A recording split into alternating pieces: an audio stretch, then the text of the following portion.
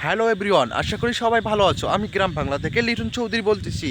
আজকে আপনাকে দেখাবো আমার গ্রাম বাংলার পাট ক্ষেত। আমার গ্রাম বাংলার পাট ক্ষেত দেখুন, কেবল ধীরে ধীরে বড় হচ্ছে। আর কিছুদিনের মধ্যে এই পাট খাতটা অনেক বড় হবে, দেখতে তখন আরও আকর্ষণীয় লাগবে এবং সবুজময় পাতা ছেড়ে দিবে।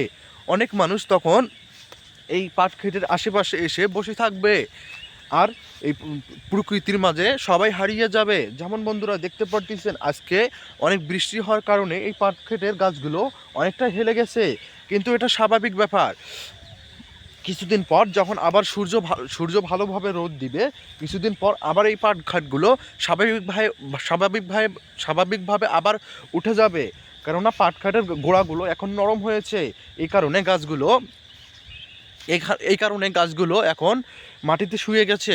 কিছুক্ষণ পর যখন সূর্যের আলো পাবে, কিছুক্ষণ পর শুকনো শুকনো আভাস ধরবে, তখনই পাটক্ষেতগুলো আবারও সুস্থ সমুষ্টভাবে দাঁড়িয়ে যাবে।